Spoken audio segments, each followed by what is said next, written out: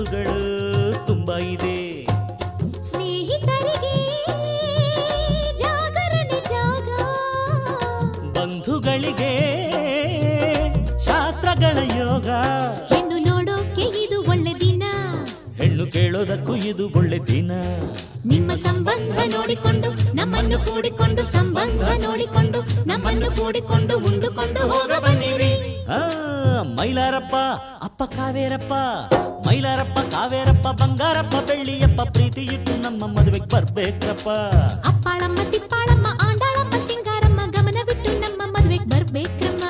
ತಪ್ಪದೆ ಹಾಜರಿ ನೀಡಬೇಕು, ತಪ್ಪದೆ ಅಕ್ಷತೆ ಹಾಕಬೇಕು, ತಪ್ಪದೆ ಹಾಜರಿ ನೀಡಬೇಕು.